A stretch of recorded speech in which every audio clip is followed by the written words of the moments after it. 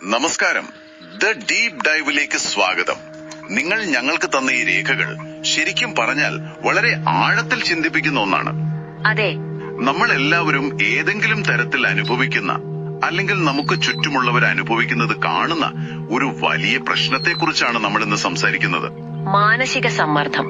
അതെ, മാനസിക സമ്മർദ്ദം, ഉത്കണ്ഠ, വിഷാദം, ഈ വിഷയങ്ങൾ ഇന്ന് നമ്മുടെ എല്ലാം ജീവിതത്തിന്റെ ഭാഗമായി മാറിയിരിക്കുന്നു.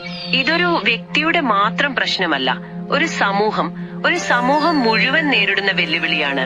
നിങ്ങൾ നൽകിയ ഈ രേഖകൾ അതിനൊരു പരിഹാരം നിർദ്ദേശിക്കുന്നുണ്ട്. പക്ഷെ അതൊരു സാധാരണ പരിഹാരമല്ലല്ലോ. ഒരിക്കലുമല്ല. യോഗയുടെ ആയിരക്കണക്കിന് വർഷം പഴക്കമുള്ള ജ്ഞാനവും പിന്നെ ആർട്ടിഫിഷ്യൽ ഇന്റലിജൻസ് എന്ന ഏറ്റവും പുതിയ സാങ്കേതിക വിദ്യയും ഒരുമിപ്പിക്കാൻ ശ്രമിക്കുന്ന ഒന്നാണ്. അതെ, അതാണ് എന്നെയും അത്ഭുതപ്പെടുത്തിയത്.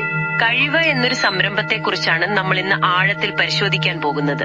യോഗയും ശരിക്കും ഒറ്റയടിക്ക് കേൾക്കുമ്പോൾ പരസ്പരം ചേരാത്ത രണ്ട് ലോകങ്ങൾ പോലെ തോന്നും. പക്ഷേ ജീവിതത്തിന്റെ എ മുതൽ സെഡ് വരെയുള്ള കഴിവുകൾ പഠിപ്പിക്കുക എന്നതാണ് ഇവരുടെ ലക്ഷ്യം. ശരി, നമുക്കിതിന്റെ ഉള്ളിലേക്ക് ഇറങ്ങാം. ആദ്യം തന്നെ ഈ പ്രശ്നത്തിന്റെ ആഴം എത്രത്തോളം ഉണ്ടെന്ന് ഈ രേഖകൾ പറയുന്നുണ്ട്.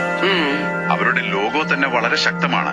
ഒരു മനുഷ്യന്റെ തലച്ചോറിന് ചുറ്റും ഒരുപാട് പെൻസിലുകൾ കുത്തി നിറച്ച ഒരു ചിത്രം. അതെ, ഇന്നത്തെ കുട്ടികളും യുവാക്കളും അനുഭവിക്കുന്ന ആ ഒരു പഠനഭാരമില്ലേ, പരീക്ഷാ സമ്മർദ്ദം, അതിന്റെയൊക്കെ ഒരു നേർക്കാഴ്ചയാണത്. തീർച്ചയായും. അവർ പ്രശ്നത്തെ നിർവചിക്കുന്നതിൽ നിന്നാണ് തുടങ്ങുന്നത്. വെറുതെ ഡിപ്രഷൻ, ആങ്സൈറ്റി എന്ന് പറയുന്നതിന് പകരം നമ്മുടെ എല്ലാം ഉള്ളിൽ തോന്നുന്ന ചില ചെറിയ കാര്യങ്ങളിലേക്ക് അവർ വിരൽ ചൂണ്ടുന്നു. അതിനൊരു സെൽഫ് സർവേ തന്നെ ഉണ്ടല്ലേ? അതെ, ഒരു സെൽഫ് സർവേ. ഉദാഹരണത്തിന് നമ്മളോട് തന്നെ ചോദിക്കാൻ പ്രേരിപ്പിക്കുന്ന ചില ചോദ്യങ്ങൾ ഇതിലുണ്ട്. ഏതൊക്കെയാണവ? 1. ഒരു കാര്യം ചെയ്യാൻ ആവശ്യപ്പെടുമ്പോൾ എനിക്ക് കഴിയില്ല എന്ന് നിങ്ങൾ മനസ്സിൽ പറയാറുണ്ടോ? അല്ലെങ്കിൽ ഒറ്റയ്ക്കിരിക്കുമ്പോൾ വല്ലാത്തൊരു വിഷാദം നിങ്ങളെ ഭയപ്പെടുത്താറുണ്ടോ? ആ ചോദ്യം അത് വളരെ പ്രധാനപ്പെട്ടതാണ്. പിന്നെ നിങ്ങൾക്ക് ആത്മവിശ്വാസം കുറവും മറ്റുള്ളവരെ എപ്പോഴും സംശയവുമാണോ? ഇങ്ങനെ പോകുന്നു ആ ചോദ്യങ്ങൾ. ഒരു നിമിഷം നിർത്തി ചിന്തിച്ചാൽ ഈ ചോദ്യങ്ങൾ നമ്മളിൽ പലരെയും തൊട്ടുപോകുന്നവയാണ്. പ്രത്യേകിച്ച് ആ ഒറ്റയ്ക്കിരിക്കുമ്പോൾ വിഷാദം ഭയാനകമായി തോന്നാറുണ്ടോ എന്ന ചോദ്യം. അതെ, അത് മാത്രം മതി പലരുടെയും ഉള്ളുലയ്ക്കാൻ. തനിച്ചായി പോകുന്നു എന്ന തോന്നലാണ് പലപ്പോഴും ഏറ്റവും വലിയ അപകടങ്ങളിലേക്ക് നയിക്കുന്നതെന്ന് ഈ രേഖകളും പറയുന്നുണ്ട്. കൃത്യമായി. അവിടെ നിന്നാണ് കഴിവ് എന്ന ഈ സംരംഭം തുടങ്ങുന്നത്. ഈ പ്രശ്നങ്ങളെ തിരിച്ചറിയുക, ഇതിനെയാണ് അവർ ഒന്നാമത്തെ പടിയായി കാണുന്നത്. Survey on struggles. അതെ, സർവേ ഓൺ സ്ട്രഗിൾസ്. അതായത് വ്യക്തിപരമായും സാമൂഹികമായും ആളുകൾ അനുഭവിക്കുന്ന യഥാർത്ഥ ബുദ്ധിമുട്ടുകൾ AI ഉപയോഗിച്ച് സർവേകളിലൂടെ കണ്ടെത്തുക. അപ്പോൾ പ്രശ്നം കണ്ടെത്തി, ഇനി എന്താണ് പരിഹാരം? അവിടെയാണ് കഴിവ് എന്ന വാക്ക് പ്രസക്തമാകുന്നത്. An international life skills development and survey academy. മലയാളത്തിലെ കഴിവ് എന്ന വാക്കിൽ നിന്ന് ഈ പേരെടുത്തു എന്നത് കേൾക്കാൻ ഒരു കൗതുകമുണ്ട്. തീർച്ചയായും. അവരുടെ പ്രവർത്തന രീതി ഒരു ചക്രം പോലെയാണ്, വെറുതെ 4 സ്റ്റെപ്പുകളല്ല. ഒന്നാമത്തേത് നമ്മൾ പറഞ്ഞ സർവേ ഓൺ സ്ട്രഗിൾസ്, പ്രശ്നം കണ്ടെത്തുന്നു. രണ്ടാമത്തേത് സോൾവ് വിത്ത് സ്കിൽസ്, നൈപുണ്യങ്ങളിലൂടെ പരിഹാരം കാണുക. അതെ, കണ്ടെത്തിയ പ്രശ്നങ്ങൾക്ക് ജീവിത നൈപുണ്യങ്ങളിലൂടെ പരിഹാരം നൽകുന്നു. ഇവിടെയാണ് യോഗയും മറ്റു പരിശീലനങ്ങളും വരുന്നത്. അപ്പോ പ്രശ്നം കണ്ടെത്തി, അതിനൊരു പരിഹാരവും കണ്ടു. സാധാരണ സെൽഫ് ഹെൽപ്പ് പരിപാടികൾ ഇവിടെ നിർത്തും. അവിടെയാണ് കഴിവ് വ്യത്യസ്തമാകുന്നത്. അവരുടെ മൂന്നാമത്തെ പടി സ്കെയിൽ ഓൺ സേഫ്റ്റി എന്നതാണ്. സുരക്ഷിതമായി വളർത്തുക. അതെന്താണ്?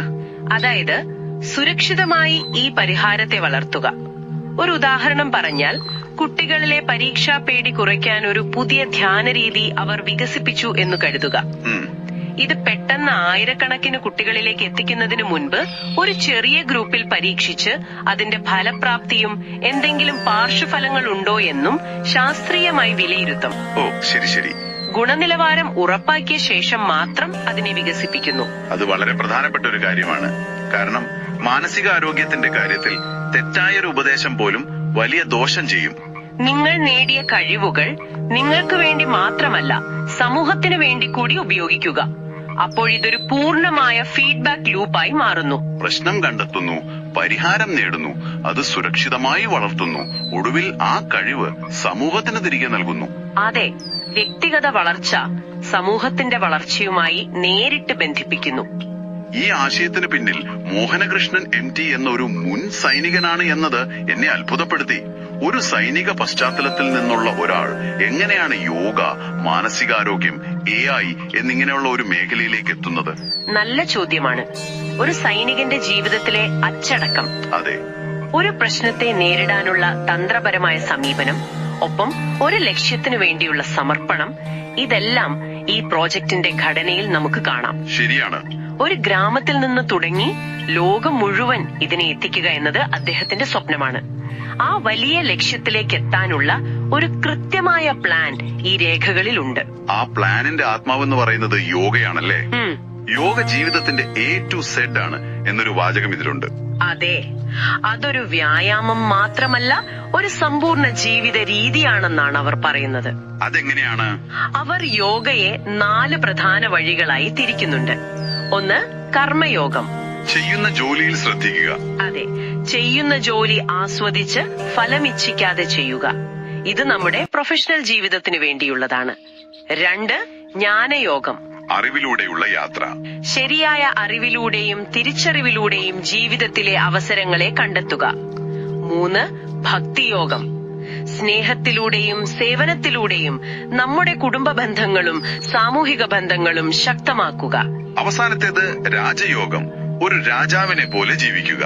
ഒരു രാജാവിനെ പോലെ ആത്മവിശ്വാസത്തോടെ ആരോഗ്യത്തോടെ ജീവിക്കുക. നമ്മുടെ ശരീരത്തെയും മനസ്സിനെയും ഒരുപോലെ പരിപാലിക്കുക. അപ്പോൾ ജോലി, അറിവ്, ബന്ധങ്ങൾ, ആരോഗ്യം, ജീവിതത്തിന്റെ എല്ലാ മേഖലകളെയും ഇത് സ്പർശിക്കുന്നുണ്ട്. എല്ലാ മേഖലകളെയും. ഇതിന്റെ ശാസ്ത്രീയ വശമായ അഷ്ടാംഗ യോഗത്തെ അവർ ഒരു മരത്തിന്റെ രൂപത്തിലാണ് വിശദീകരിക്കുന്നത്. അത് വളരെ മനോഹരമാണ്. അതെ, ഞാനും അത് ശ്രദ്ധിച്ചു. ഒരു മരത്തിന് ഏറ്റവും പ്രധാനം അതിന്റെ വേരുകളാണല്ലോ.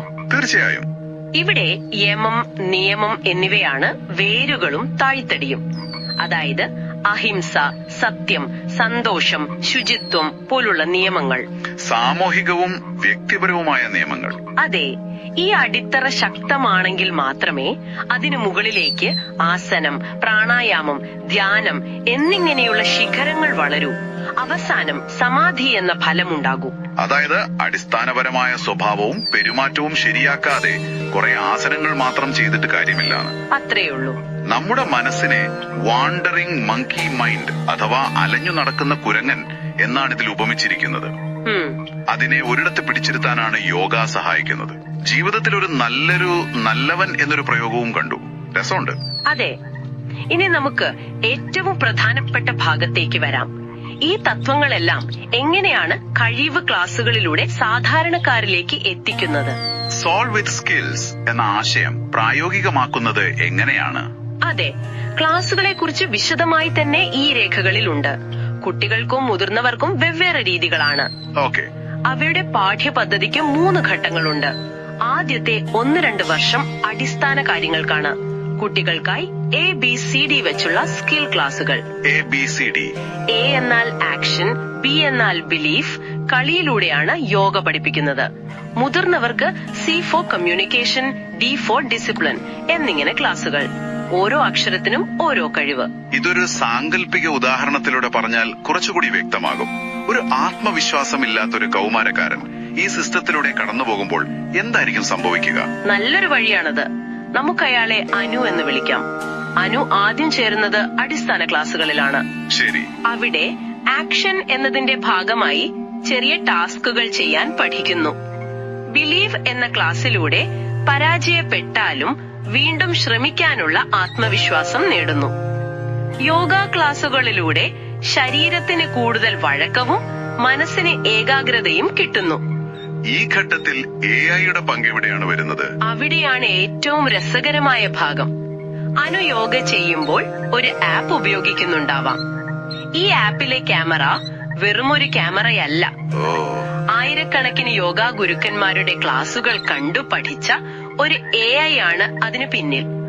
അനു ഒരാസനം ചെയ്യുമ്പോൾ കൈമുട്ട് എത്ര ഡിഗ്രി വളഞ്ഞിരിക്കണം, നട്ടെല്ല് നേരെയാണോ എന്നൊക്കെ തത്സമയം ഈ AI നിർദ്ദേശങ്ങൾ നൽകും.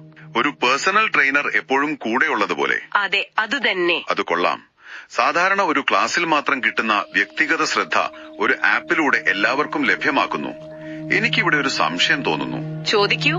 AI നമ്മുടെ മാനസികാരോഗ്യവും ശാരീരിക നിലയും ട്രാക്ക് ചെയ്യുമ്പോൾ നമ്മുടെ സ്വകാര്യത എത്രത്തോളം സുരക്ഷിതമായിരിക്കും? ആ ഡേറ്റയുടെ നിയന്ത്രണം ആർക്കാണ്? വളരെ പ്രസക്തമായ ചോദ്യമാണ്. ഈ രേഖകൾ പ്രകാരം ഡാറ്റ സുരക്ഷയ്ക്ക് അവർ വലിയ പ്രാധാന്യം നൽകുന്നുണ്ട്. വ്യക്തികളുടെ വിവരങ്ങൾ അവരുടെ അനുവാദമില്ലാതെ മറ്റൊരാൾക്ക് കൈമാറില്ലെന്ന് ഉറപ്പു നൽകുന്നു. ഓക്കെ. ഡാറ്റയെല്ലാം എൻക്രിപ്റ്റഡ് ആയിരിക്കും. മാത്രമല്ല, AI-യുടെ നിർദ്ദേശങ്ങൾ ഒരു സഹായിയായി മാത്രം കാണാനാണ് അവർ പ്രോത്സാഹിപ്പിക്കുന്നത്, അല്ലാതെ മനുഷ്യരായ ഗുരുക്കന്മാർക്കൊരു പകരക്കാരനായിട്ടല്ല. ശരി. അപ്പോൾ അനുവിന്റെ കഥയിലേക്ക് തിരികെ വരാം. അടിസ്ഥാന പരിശീലനം കഴിഞ്ഞാൽ അടുത്ത ഘട്ടം എന്താണ്? അടുത്ത ഘട്ടം, അതായത് 3 മുതൽ 5 വർഷം വരെ വിപുലീകരണമാണ്. അനുവിന് താല്പര്യമുള്ള മേഖല കണ്ടെത്താനും അതിൽ പരിശീലനം നേടാനും സഹായിക്കുന്നു. ഉദാഹരണത്തിന്, ഒരുപക്ഷെ അനുവിന് കോഡിംഗിലാണ് താല്പര്യമെങ്കിൽ AI പ്രോജക്ട് ട്രെയിനിംഗ് ലഭിക്കും. അതല്ല, സംസാരിക്കാനാണ് ഇഷ്ടമെങ്കിൽ പബ്ലിക് സ്പീക്കിംഗ് പരിശീലനം. 15 വയസ്സിനു മുകളിൽ സാമൂഹിക സേവന പദ്ധതികളിൽ പങ്കാളിയാകുന്നു. ഇതവൾക്ക് സമൂഹത്തോടൊരു കടപ്പാടുണ്ടാക്കാൻ സഹായിക്കുന്നു. ഇതിൽ റിഫ്രഷ് AI ബട്ടൺ എന്നൊരു ആശയവും കണ്ടു. അതെന്താണ് സംഭവം? അത് ഇന്നത്തെ ഡിജിറ്റൽ ലോകത്ത് വളരെ ഉപകാരപ്രദമായ ഒന്നാണ്. നമ്മൾ കമ്പ്യൂട്ടറിൽ ഒരുപാട് നേരം ജോലി ചെയ്യുമ്പോൾ നമ്മുടെ സിസ്റ്റം സ്ലോ ആവാറില്ലേ? ഉണ്ട്. അപ്പോൾ നമ്മൾ റിഫ്രഷ് ബട്ടൺ അമർത്തും. അതുപോലെ തുടർച്ചയായി ജോലി ചെയ്ത് നമ്മുടെ തലച്ചോറ് ക്ഷീണിക്കുമ്പോൾ ഈ റിഫ്രഷ് AI ബട്ടൺ അമർത്തിയാൽ ഒരു പക്ഷേ ഒരു 2 മിനിറ്റ് ശ്വാസമെടുക്കാൻ നിങ്ങളെ പ്രേരിപ്പിക്കുന്ന ഒരു ഗൈഡഡ് ഓഡിയോ വരാം. കൊള്ളാം. അല്ലെങ്കിൽ കണ്ണിന് വിശ്രമം നൽകുന്ന ഒരു വ്യായാമം സ്ക്രീനിൽ തെളിയാം. നിങ്ങളുടെ ജോലിയിലെ സമ്മർദ്ദം കുറയ്ക്കാൻ AI സഹായിക്കുന്നു. കൊള്ളാം. ഇതൊരു വലിയ പദ്ധതിയാണ്. ഗ്രാമങ്ങളിൽ തുടങ്ങി ലോകം മുഴുവൻ വ്യാപിപ്പിക്കുക എന്നൊക്കെ പറയുന്നത് പ്രായോഗികമായി എത്രത്തോളം സാധ്യമാണ്? ഇതിന്റെ സാമ്പത്തിക ഭദ്രത എങ്ങനെയാണ് ഉറപ്പാക്കുന്നത്? ഓഹോ. ജൈവ കൃഷി, അതിൽ നിന്നുള്ള ഉൽപ്പന്നങ്ങൾ വിൽക്കുന്ന റെസ്റ്റോറന്റ്, സ്കിൽ ക്ലാസുകളിൽ നിന്നുള്ള ഫീസ്, കോർപ്പറേറ്റുകൾക്ക് നൽകുന്ന AI പ്രോജക്റ്റുകൾ, വെൽനസ് ടൂറിസം എന്നിങ്ങനെ 35-ലധികം വരുമാന സ്രോതസ്സുകൾ അവർ കണ്ടെത്തുന്നു. പക്ഷെ പണം വരുമ്പോൾ പലപ്പോഴും സുതാര്യത ഒരു പ്രശ്നമാകാറുണ്ട്. ആ പ്രശ്നം പരിഹരിക്കാൻ അവർ ഉപയോഗിക്കുന്ന രീതി ഒരു തുറന്നുവെച്ച ചില്ലുഭരണി പോലെയാണ്. അതെങ്ങനെ? ഓരോ അംഗത്തിനും അവരുടെ പ്രവർത്തനങ്ങളും സംസ്ഥയുടെ വരവു ചെലവ് കണക്കുകളും ഒരു AI ആപ്ലിക്കേഷൻ വഴി എവിടെ നിന്നും എപ്പോഴും കാണാൻ സാധിക്കും. ഓക്കെ, അത് വളരെ നല്ലൊരു കാര്യമാണ്. ലഭിക്കുന്ന പണത്തിന്റെ 10% വീതം സ്ഥിര നിക്ഷേപം, പുതിയ ആസ്തികൾ വാങ്ങാൻ, ഗവേഷണത്തിന്, അംഗങ്ങളുടെ ക്ഷേമത്തിന് എന്നിങ്ങനെ കൃത്യമായി വിഭജിച്ചിരിക്കുന്നു. ഇത് ഈ സംരംഭത്തിന് വലിയൊരു വിശ്വാസ്യത നൽകുന്നുണ്ട്. അപ്പോ വ്യക്തികളുടെ മാനസികാരോഗ്യ പ്രശ്നങ്ങളിൽ തുടങ്ങി യോഗയുടെയും AI-യുടെയും സഹായത്തോടെ അവർക്ക് കഴിവുകൾ നൽകി സുതാര്യമായ ഒരു സാമ്പത്തിക മാതൃകയിലൂടെ വളർന്ന് അവസാനം സമൂഹത്തെ സേവിക്കുന്ന ഒരു വലിയ ക്യാൻവാസ് ആണിത്. അതെ, ഒരു വ്യക്തിയുടെ പൂർണ്ണമായ വളർച്ചയുടെ ഒരു യാത്ര ഈ രേഖകളിൽ വളരെ മനോഹരമായി പറയുന്നുണ്ട്. അതെങ്ങനെയാണ്? അതിങ്ങനെയാണ്. ആദ്യം സ്വാസ്ഥ്യം, അതായത് ശാരീരികവും മാനസികവുമായ ആരോഗ്യം. ആരോഗ്യമുള്ളിടത്ത് സന്തോഷമുണ്ടാവും. ശരിയാണ്. സന്തോഷമുള്ള മനസ്സിന് സമാധാനമുണ്ടാകും. സമാധാനമുള്ള ജീവിതത്തിൽ സുരക്ഷ തോന്നും. സുരക്ഷിതമായ ഒരിടത്ത് സമ്പത്ത് വളരും. ഇതെല്ലാം ആകുമ്പോഴാണ് മറ്റൊരാളെ സഹായിക്കാനുള്ള കഴിവ് ഉണ്ടാകുന്നത്. സ്വാസ്ഥ്യത്തിൽ നിന്ന് കഴിയിലേക്കുള്ള ഒരു യാത്ര. വളരെ ആഴത്തിലുള്ള ഒരു ചിന്തയാണിത്. ഒരു മനുഷ്യന്റെ ജീവിതം പൂർണ്ണമാകുന്നതിന്റെ വിവിധ ഘട്ടങ്ങൾ അതിലുണ്ട്. ഈ ചർച്ച നമ്മളെ ഒരു പ്രധാനപ്പെട്ട ചോദ്യത്തിന് മുന്നിലാണ് നിർത്തുന്നത്. എന്താണത്? നമ്മൾ ഇന്നത്തെ കുട്ടികൾക്ക് മാർക്കുകൾക്കും റാങ്കുകൾക്കും വേണ്ടിയുള്ള വിദ്യാഭ്യാസമല്ലേ നൽകുന്നത്? കൂടുതലും അതെ. അതിനു പകരം ഒരു സമൂഹം എന്ന നിലയ്ക്ക് കുട്ടിക്കാലം മുതൽ ജീവിതത്തിന്റെ A മുതൽ Z വരെയുള്ള ഇത്തരം സമഗ്രമായ കഴിവുകൾ നൽകുന്ന ഒരു രീതി നമ്മൾ സ്വീകരിച്ചാൽ അടുത്ത തലമുറയുടെ മാനസികാരോഗ്യത്തിലും അവരുടെ പ്രശ്നങ്ങളെ നേരിടാനുള്ള കഴിവിലും അവരുടെ ജീവിത വിജയത്തിലും എന്ത് അടിസ്ഥാനപരമായ മാറ്റങ്ങളായിരിക്കും നമുക്ക് കാണാൻ കഴിയുക? അതൊരു വലിയ മാറ്റമായിരിക്കും. ചിന്തിക്കാൻ ഒരുപാട് കാര്യങ്ങൾ ബാക്കി വെച്ചാണ് നമ്മൾ ഇന്നത്തെ ഈ വിശകലനം അവസാനിപ്പിക്കുന്നത്.